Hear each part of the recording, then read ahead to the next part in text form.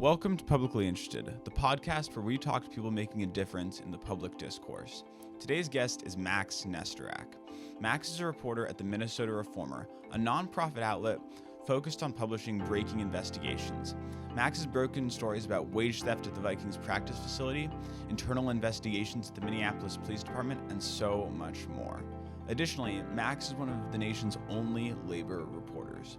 Max today talks about his career and how he got to a point where he picks his own stories, how journalism actually works, sourcing stories, and so much more. I really hope you enjoyed today's conversation with Max Nesterak. How does one get into investigative journalism? So, I guess the way my path to journalism started with an essay I wrote about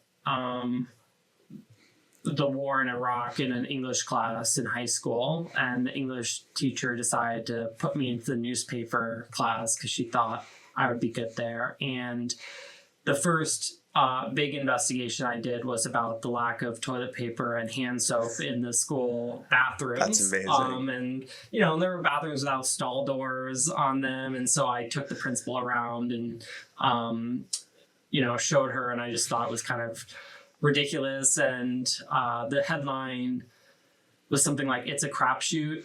You never know what you're going to get in the high school bathroom." And from there, I did continue with school newspaper. I did it all through college. I had other interests too, so I really wanted to learn another language. So I studied German and spent some time living in Germany. But just knew I wanted to be in journalism, and so it was very hard. It's hard to get a job. The industry is shrinking. My path in came when I started a nonprofit news site with my brother, focused on making behavioral science research accessible and useful to the public. It's now called Behavioral Scientist, at behavioralscientist.org, and he still runs it. From there, that led to a position working with a professor at Penn, Angela Duckworth, on her book Grit, The Power of Passion and Perseverance. And then from there to working at National Public Radio on the podcast Hidden Brain, and then back to Minnesota, working as a producer reporter at NPR. And so it was a lot of steps that before I got to a place where I'm really spending all my time reporting on, just reporting on stories that I think are interesting and important. And do you think that's sort of the payoff as a journalist? Like you go through those sort of hard, you put in the hard yards of following the beats or working as a producer, whatever it might be, to sort of get to the point where you're getting to choose your stories. That must feel like a it's not like, and listen, I'm a local reporter at a small news outlet. We're just 5 people. It's not like I'm at the top of the mountain here. But having the opportunity to do stories that I think are important and that I can see make a difference is really rewarding. And yeah, it takes time, and there are just fewer jobs like that out there, which is a shame. But a really good piece of advice that the professor I worked for, Angela Duckworth, gave me is about a single-cell organism, I think is called a paramecium, that survives and does really well just by moving towards warmth and light. And at the time, I was really wringing my hands about, will I ever find a place in this industry? It just seems really hard to break in. And I know what my dream job is, but I don't see a path to get there. And she said, well, this paramecium does pretty good just by moving towards warmth and light. So if you can continue taking steps towards where you want to be, you'll eventually get there. You're not going to be there at the next step right away. So I think throughout my career, I've reminded myself of that. It's like, okay, am I taking steps that are moving me towards light and warmth? That's a really good way to always think of things. I think people often have this perception that they're so far behind where they want to be. and it's sort of can cause sort of this paralysis of just moving in the right direction. Exactly. So now you are a reporter with the Minnesota Reformer, which will come on to the Reformer. What does a day look like? Sort of investigating stories, finding news stories. What does that sort of look like day to day for you at the moment? So every day is different. It really depends on what I have going, but everyone on our team has, a list of stories that just makes you sick when you see all the things that you want to cover and don't have time to do. And I'm normally juggling probably at least a handful that I'm actively trying to work on that are in different stages. So depending on the day of the week, it could be more of a writing intensive day versus more of a making calls day versus going out in the field. So today I woke up, it was my day to write the newsletter. So I was checking national, local news, writing the newsletter, which we do every day, a roundup of our stories as well as others that are worth flagging. Then I got to work on putting together items for a weekly roundup I do on labor news every Friday. So I'm always looking for items that go there. And then I was making calls on a few different stories I'm pursuing. One is about a wage theft case that I reported on nearly 3 years ago. And there it was this large wage theft case at the Vikings headquarters in Eagan, where a lot of workers who were working on building these apartment buildings around Viking Lakes, around the Minnesota Vikings headquarters and training facilities, said they were cheated wages. Another thing that happened there is a female worker says she was raped by a coworker on the job site, and told her boss about allegations, told police about that allegations. The company she was working for said they thought it was consensual and fired her. The man who allegedly did it fled the country, but was just picked up and sent back to Minnesota. And so now he is expected to plead in that case. So, there's a case that was an investigation about wage theft on this project. It's leading to criminal sexual assault charges. So kind of broad range and over the course of years, right? But I got a tip that, this guy is back in town. He's facing charges. We expect him to plead guilty. And so I need to prepare to be there tomorrow to see if he shows up. Wow. I guess, there's so many questions with a story like that, where it's something big, it's something that people wouldn't want coming out. I guess, how does that come to you, first of all? And then what is the life cycle of that story from when you first hear, hey, here's something interesting, Max, to it's in the Reformer? What does that look like? And how do these things usually come to your attention? So our best stories come from sources, and that's something that Reformer's editor, Patrick Kulikin, stresses all the time is sources are our best sources of stories. They don't come out of our own heads thinking at a computer about like what might be newsworthy or what might be happening. It's people who are actually experiencing it.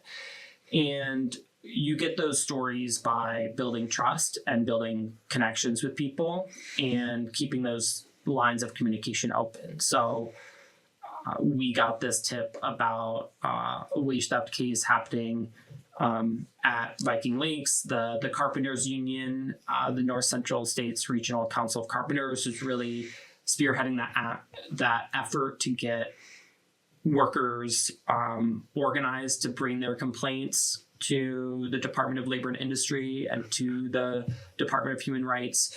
So started talking with them, and they connected us to workers to hear those stories. And that was a really hard story. It was a lot to put together, and it took months to be able to get that into print, because you're dealing with sources who are undocumented. So you're juggling that, quandary. Workers who are only speak Spanish. So I don't speak Spanish, so I need to find an interpreter for that. Making allegations that they're making allegations that haven't yet been in any sort of criminal or civil case, which makes it really challenging as a reporter, for fear of being sued for defamation. So we're working with a lawyer to making sure that what is our risk tolerance for this story? Because even if we're right, and we know what we're publishing is true, there's also risk tolerance for a news organization of do you have the resources to be able to prove that you're right in court? And one of the contractors did threaten a lot of workers for speaking up, and then he threatened me and in an email when I reached out for comment. And so that, heightened my boss's concerns about the threat of litigation, trying to make sure everything is really buttoned up. So it's a lot of elements that go into it to make sure that not only and another challenge is workers, there's not always a paper trail proving that they weren't paid wages. So you're going off of what someone's saying, and so you're trying to pull together all the documents that you possibly can to kind of get a solid case that's defensible. Because even if you trust a source and they have no reason to lie, people misremember things. And so that's another important thing. I'm always trying to get documentation to be able to show okay, did you remember it? So do you have a document to prove that? Compiling all that, pulling it together just takes time. I guess when talking to these people about these really sensitive situations or things that they've been through or challenges, is it difficult for you to balance trying to connect with them as a sort of human being, on a person-to-person level, but also trying to get what you need and trying to, like you said there, you sometimes have to ask for documentation and you don't want them to feel like you think they're lying to you. I guess, how do you balance that kind of human side with the reporter side? Yeah, this is a common issue that comes up, and I think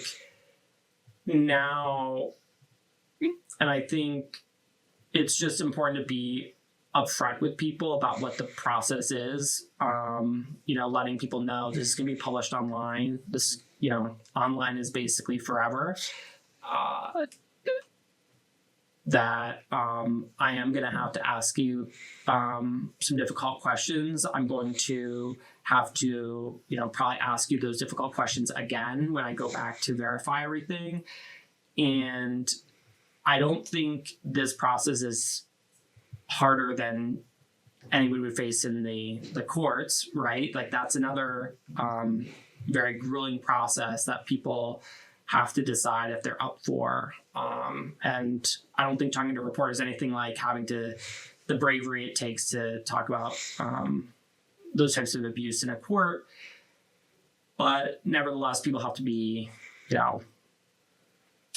have to decide that they're willing to go through that. Because, and there's no way of, I don't think there's any way for me to say the magic words to make people feel or be ready for that process. Obviously I'm connecting with people. I'm being a human. I'm expressing empathy. I'm expressing sympathy. But ultimately, if they're not at a place where they can share that story not once but twice, then it just may not be the right time for them to have to be telling their story to a journalist.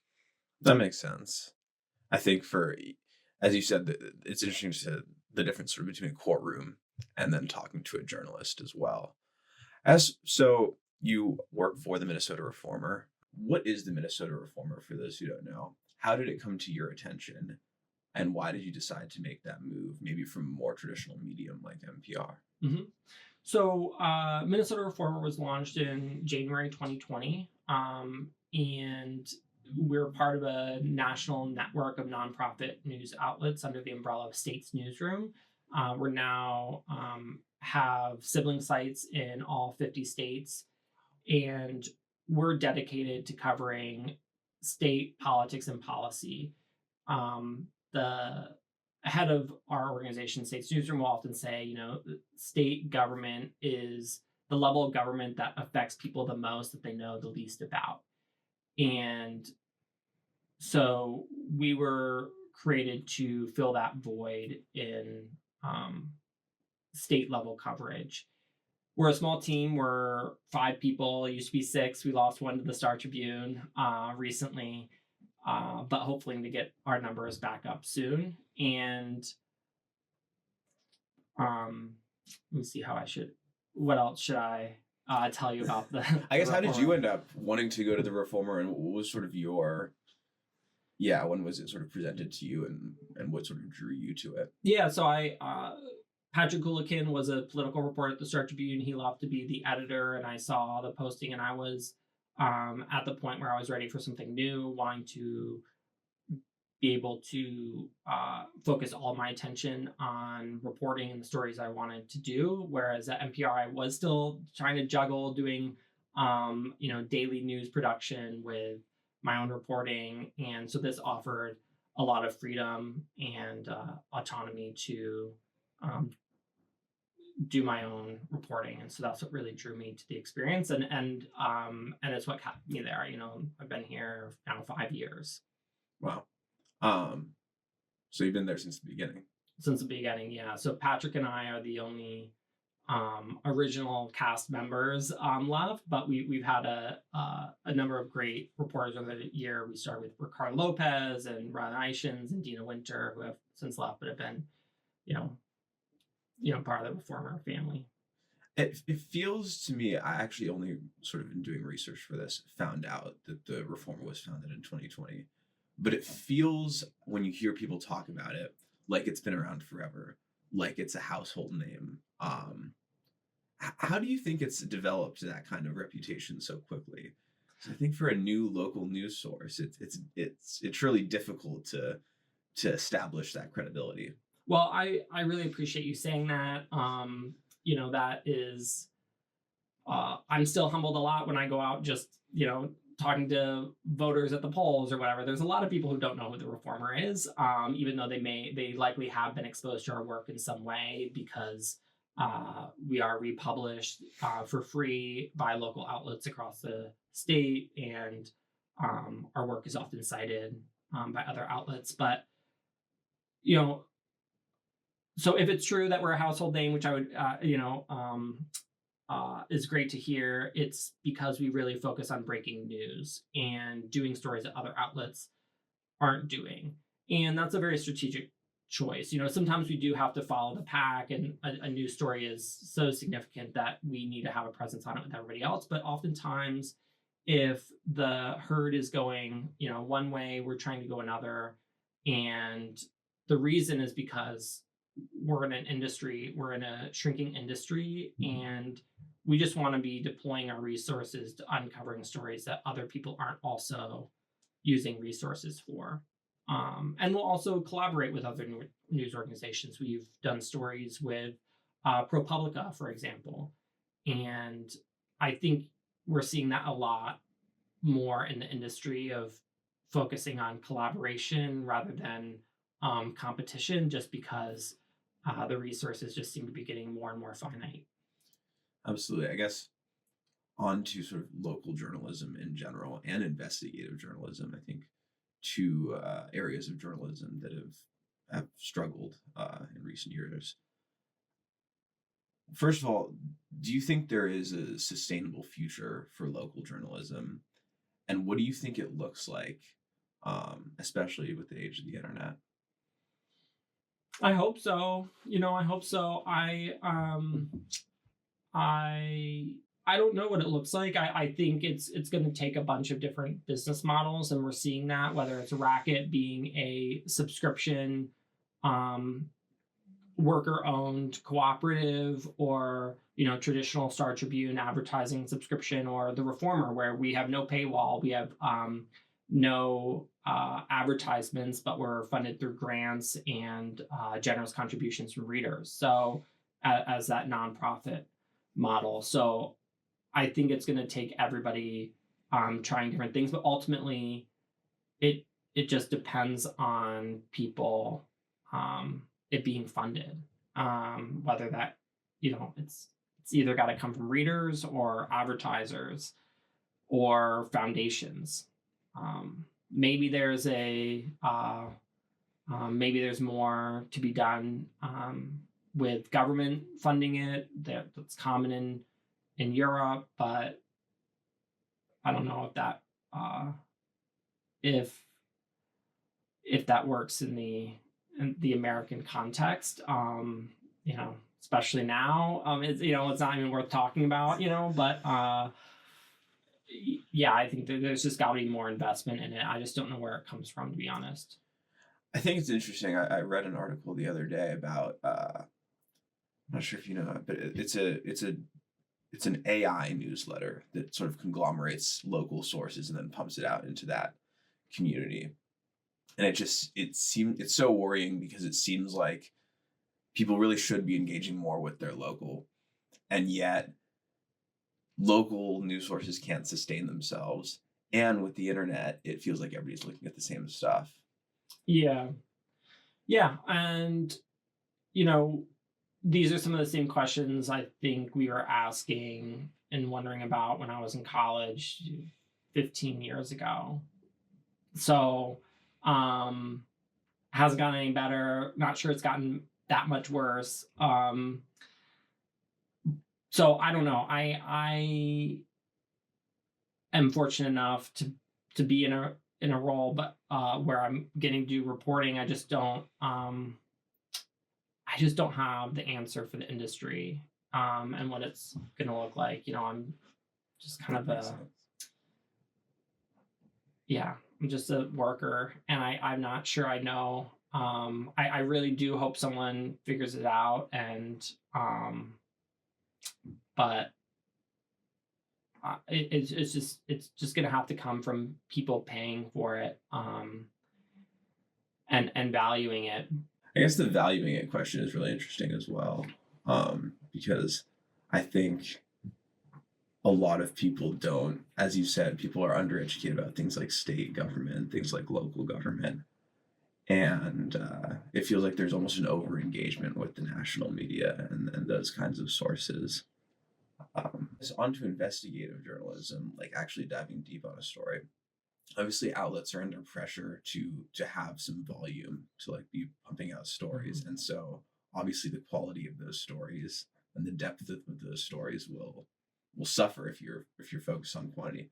I guess at the Reformer, how do you reconcile that? Because you still have to get stories out there.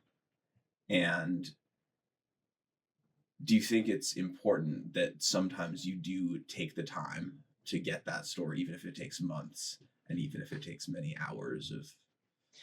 Yeah, I think we have to do both. The Reformer is in a place where I can disappear for 3 years to work on one story and come back and publish it, and then disappear for another 6 months. So, we're publishing every week, regularly. So it's just about having that multitasking and but it's frustrating, right? Like it's a lot of, providing excuses to sources about why, things are taking so long. And sometimes the answer is like, you're waiting on government documents, you're waiting for, a public records request to come back, but it's also like you're juggling like 3 other stories. And so it just takes that time management. And also I think just maybe a tolerance for feeling like you're failing on multiple levels all the time, because that's, that's just how it is. And so can you just kind of tolerate those feelings while trying to just get to the finish line. Right. That must be hard. I'm sure you've had experiences where like you'll be working on a story for a long time, spend a lot of hours on it, and then it turns out you can't publish it or something falls through. Has that happened, and sort of what? I think it's come close, or do but you get nothing to never not published. But do you sort of get to a point where it's like, okay, we're publishing this, like during the work where it's like, all right, we're gonna make sure that this gets to the finish line? Yeah, I mean, I think Patrick, my editor, really doesn't like wasting reporting, so I think a lot of very few things that get beyond the first kind of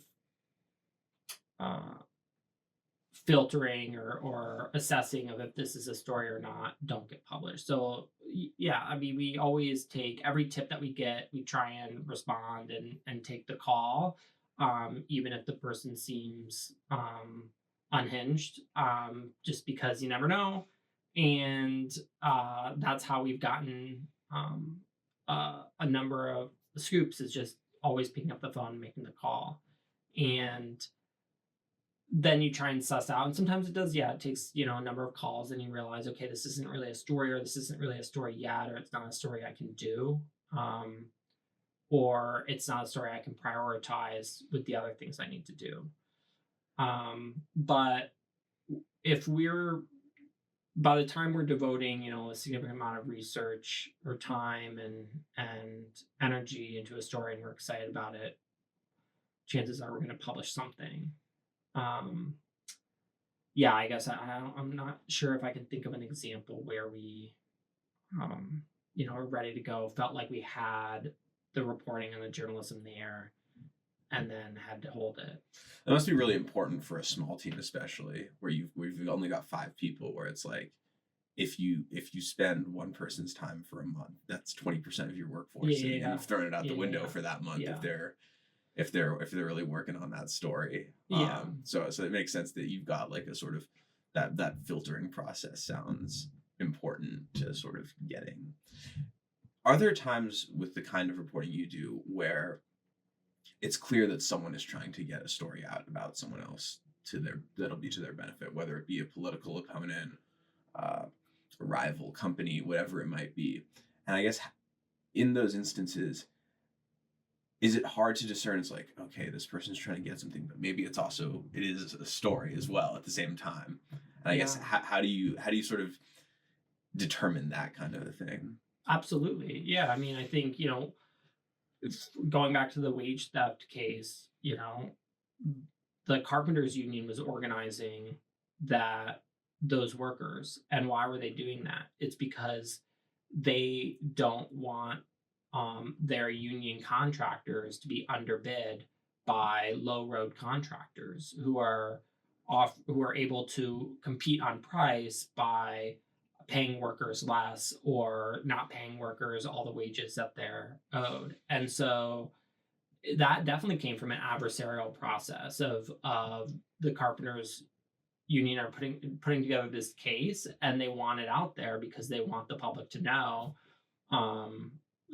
that the Wilf family owners of the Minnesota Vikings are working on this development where there's alleged labor abuses happening. But if the facts are what the facts are and it's newsworthy, it's worth publishing. Yeah, I think we do. In terms of political stories, we certainly get tips from people who are not supportive of the person they have the dirt on or a tip on. And you take that into account, but if it's a story, it's a story. Right. I suppose the filtering it has to, the evaluation at the end of the day has to be the same, but I'm sure you take those allegations from people who are adversarial with a bit of a grain of salt at the start, as these sort of. And we've gotten tips too from people who are that don't pan out. They're against a political opponent and we look into it and it just doesn't hold up, and so we let it go. So yeah, I mean, I think stories come from all different types of places, and you just try and evaluate each one, like, is this newsworthy? And then of course sometimes you publish and then people wave it aside as if, oh, this is just, a political hit job. And it's like, well, is it true or not? For example, I reported on Representative Ilhan Omar's husband and his business partner owing a lot of people money all over town. They had this California winery where I talked to the head winemaker, and she said she wasn't paid for months. So Representative Ilhan Omar's husband owns, a stake in a California winery that isn't paying its workers. Of course that's newsworthy. She declared, having a stake in that company on her financial disclosures. So yeah, that's newsworthy. Right. And so whether it's political or not, or whoever it might be, I think I remember at the bottom, whenever I scroll through the Reformer page at the bottom, I think it's fair, fearless, free. Are those the three words? Mm-hmm.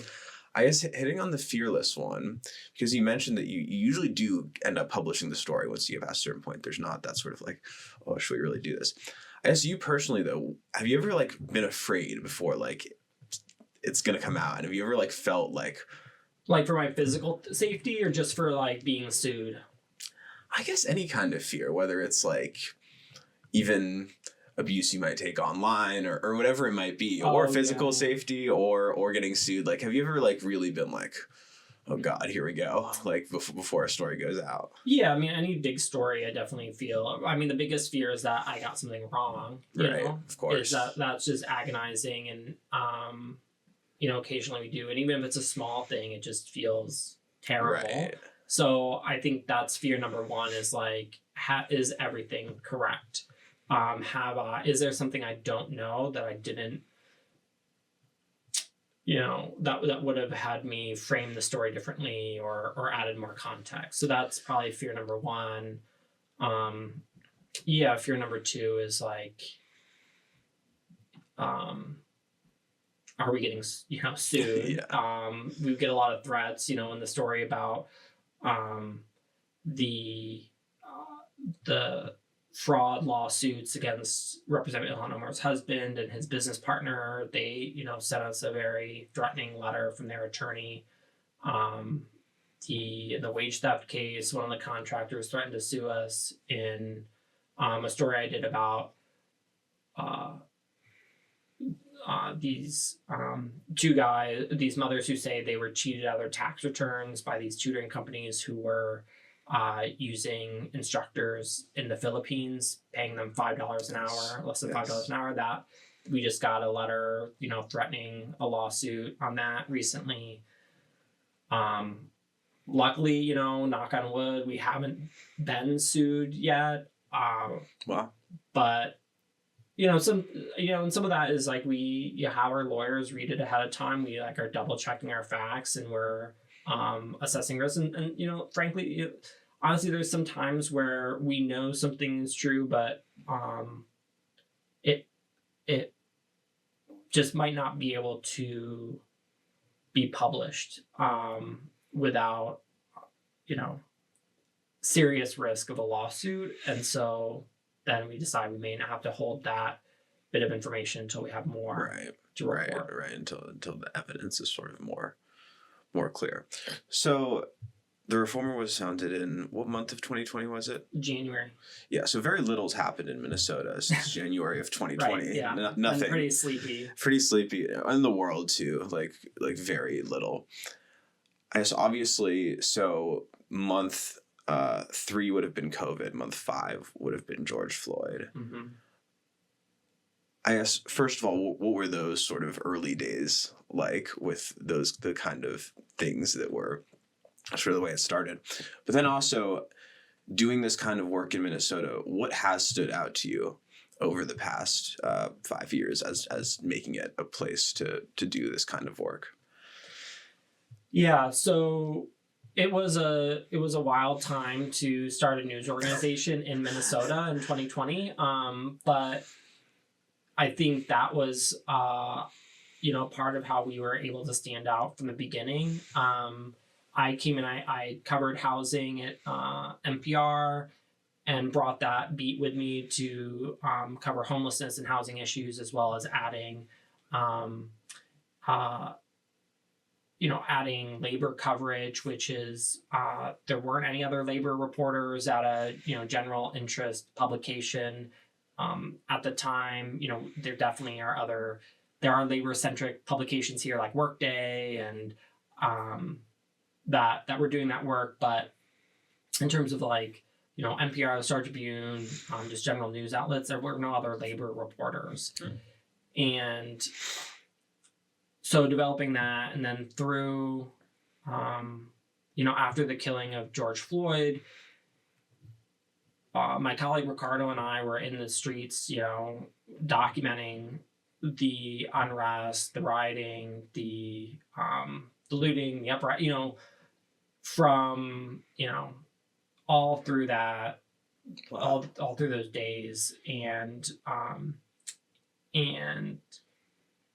there was so much to cover, and I think that really grew our, a lot of people learned about us then when they were trying to get more information about what was happening. And then we were able, I think, be able to distinguish ourselves in our reporting on police accountability. So I worked with independent journalist Tony Webster on an investigation where we read every single disciplinary record from the Minneapolis Police Department. And we're able to figure out that from the time that a complaint is filed against an officer to when final discipline is issued is more than 500 days. 500 days. 500, maybe 37. I'm trying to remember the exact figure, but you're like, okay, so and that is a fact that hadn't been uncovered yet. And we only uncovered it from looking at, hundreds of cases that Tony was able to get through suing the police department for these records, because now we don't know in cases that don't result in discipline because those aren't public, but for the cases that where a complaint results in discipline, it's over 500 days. And I thought that was an incredibly valuable reality to bring to the conversation about police misconduct is look at all these failures in the disciplinary process that, you had officers who are accused of misconduct, an investigation goes on, in the interim period, they're promoted to being a training officer, to being a sergeant, to being a lieutenant. And then the union will say, well, you promoted them, so you must not think there's that big of an issue. And then the discipline is overturned because they were promoted in the intervening time. And so it's just kind of a very broken system when it comes to holding officers accountable. And from the officer's point of view, I also just don't think it's fair to have a case being held over someone's head for that long. So it just doesn't serve the complainant, the victim. It doesn't serve the officer. It doesn't serve the department. And it just creates, I think, a negative culture in the department too, when people see their colleagues getting away with things that they don't approve of. Of course. Wow. So that was year one. Yeah. That was year one. Yeah, that was year one. That was like our first, I think, probably our first big investigation. It was December 2020. Okay. I guess sort of since, what sort of generally sort of doing this work in Minnesota and in the Twin Cities, what do you think makes this an interesting place to do this kind of work, and especially in the last few years?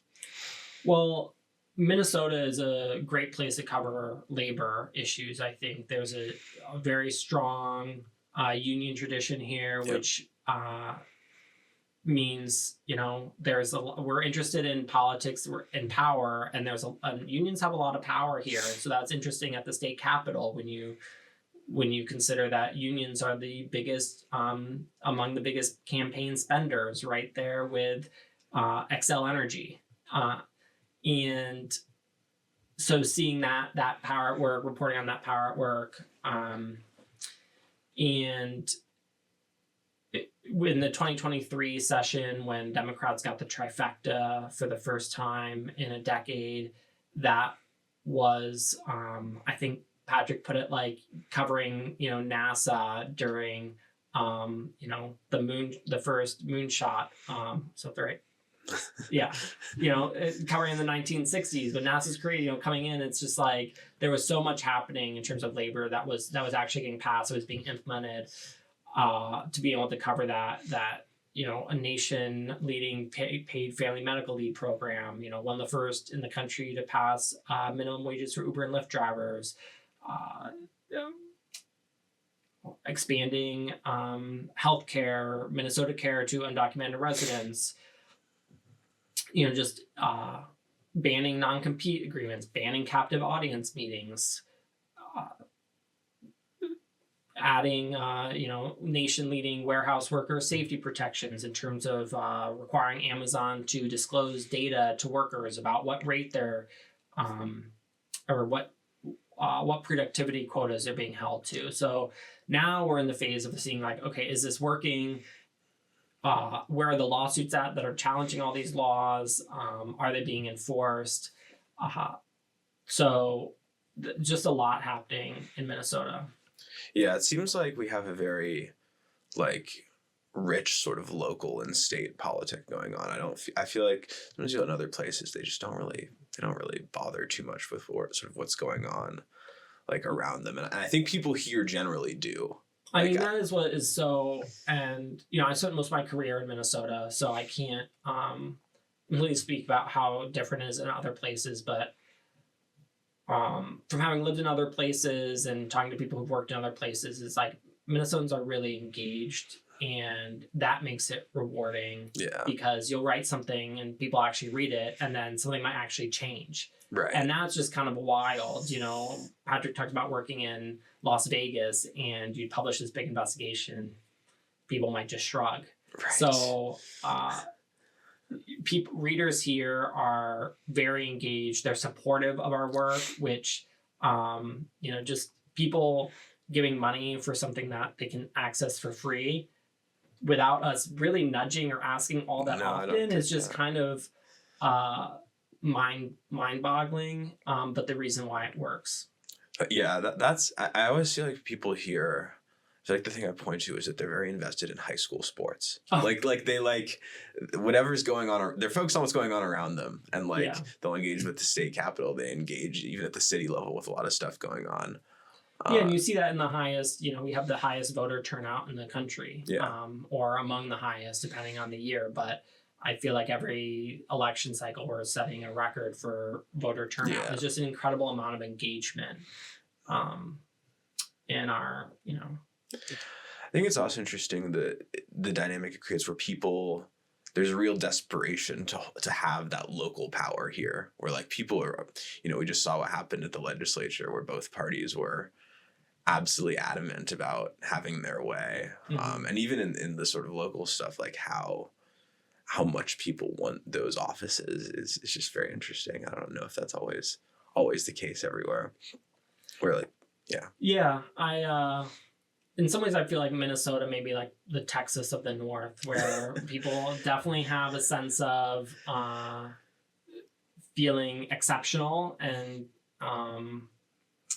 different, and I have a lot of pride.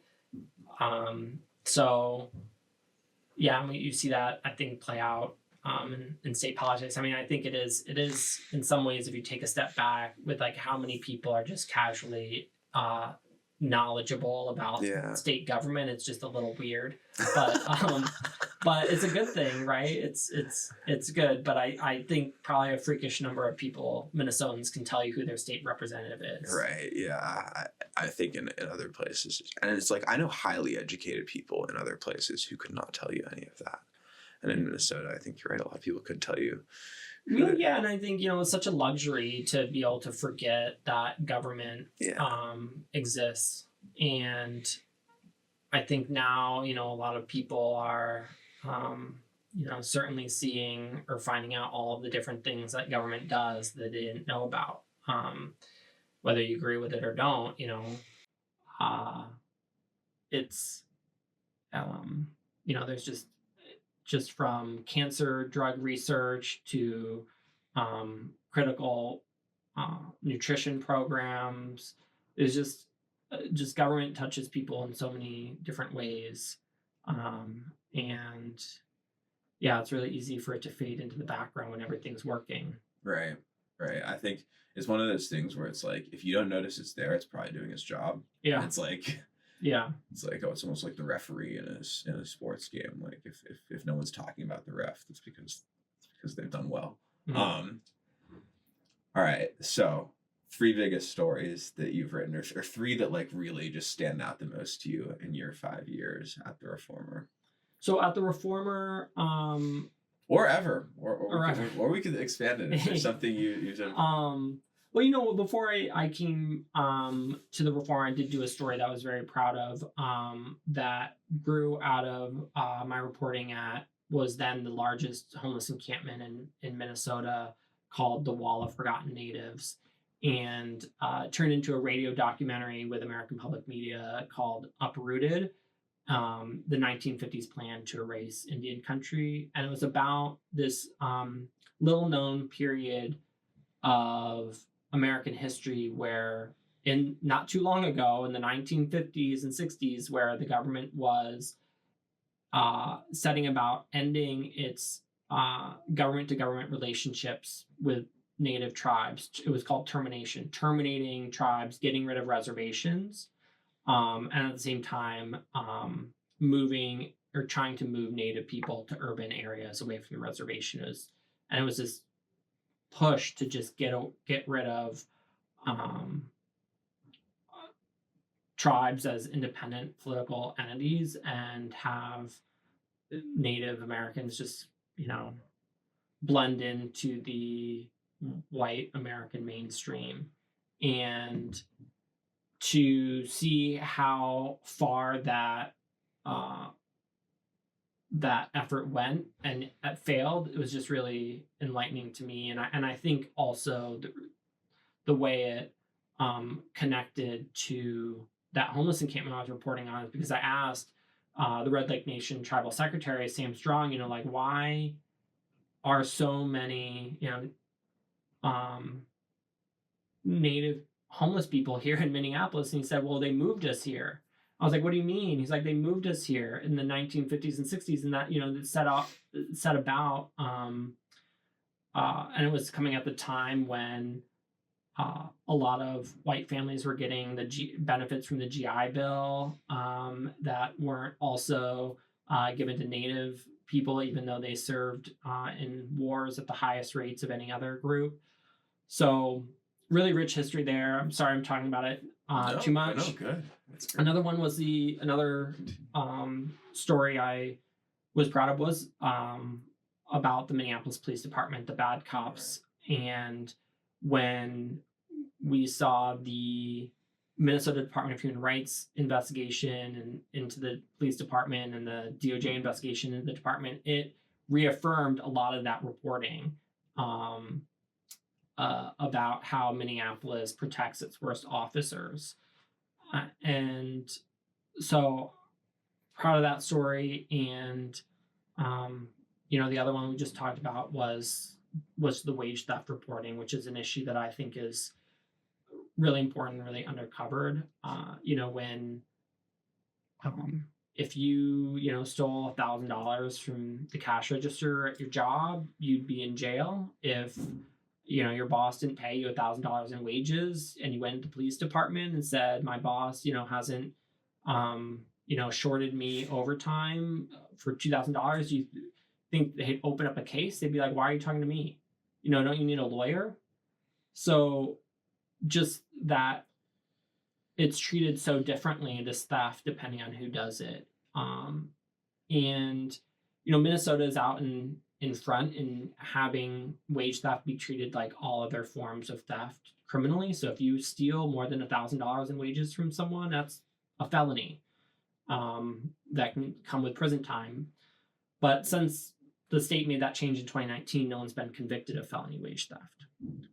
Interesting. No one's been convicted of felony wage theft. It was enacted in 2019. Yeah. Do you think for some of the like this, because you talked about the Vikings facility, that for some of these workers, like you present some hope for them because it's clearly difficult for there to be actual accountability, and that reporters covering it, like it will come out, like there will be some form of justice. Do you think there's that feeling sometimes with those kinds of things where people feel helpless? Yeah, I think so. You know, I hope so. I think that just making a record of it is so important, and just getting those stories out there. You know, I would hope that I don't think. I guess it depends on the case, but I guess I wouldn't think that getting a story is, but it's documented and it's there. Yeah. And so we do our best to get, you know, the facts on the page. And I think that's another, you know, there's so much crime coverage in terms of violent crime, and that's important. You know, it's terrible. It's news that needs to be covered. I also think there needs to be coverage of you know, labor violations and labor abuses, and oftentimes those don't get reported on. Do you think that's because there's like more difficulty involved with actually doing the work? Like a news outlet, a traditional news outlet might have an easier time covering crime just because, you know, they can simply scan or whatever it might be, your court records, or it's relatively easier to keep up with. Yeah, I mean, well, yeah, I think it's easier to cover too because there's more police cases on it. You know, one of the reasons why wage theft there's been no convictions is there's been so few investigations. And that's because you go to your, you know, regular local sheriff's office or police department, they don't know how to do these types of white collar criminal investigations. Mm-hmm. They just don't have the capacity, and they may not be the best suited to do it, even if they could. That's changed a bit in Minnesota in giving the Commerce Department recently more authority to investigate white collar crimes like wage theft. But yeah, I just think there's, you know, it's also just underreported. Right. And part of that is, you know, a lot of workers, especially in construction or agriculture, who are experiencing wage theft are undocumented. And, you know, under the Biden administration, there were protections, ways for workers to get deferred action on deportation if you're a victim of a labor crime, which would help allow more people to actually report the abuse, which again allows the government to hold bad actors accountable, which evens, you know, levels the playing field between good actors and bad actors. It's like an ecosystem. It's like if you're keeping workers in the shadows, fearful of reporting the abuse, that allows, you know, low road contractors to underbid and puts every worker at a disadvantage. You know, how is the company that pays a fair wage going to compete with a company that can exploit undocumented workers with impunity? Right. No, and it is an area that does seem really undercovered. You don't see stories about labor and wage theft in the national press very often. Like if labor is ever covered in the national press, it'll be about the head of the UAW making a speech or something. Yeah, it's about the extent of it. I forgot the guy's name. Well, Sean Fain. Here you go. Not surprising. No. Last question. One piece of advice to 18-year-old who wants to become a journalist. Well, you just have to produce. You just have to do journalism. And, you know, for me, I started a website. You know, I did it in college. So if you're in college, you're in school, do it in school. If you are out of school, you know, you just have to produce and write. And so that's, you know, if that's freelancing or starting your own thing, and then find yourself a good editor, find someone who can help you make you better. And then just keep moving towards light and warmth, towards the kind of reporting you want to do. Absolutely. Well, thank you so much, Max. Really appreciate the time. Yep. Thanks for having me.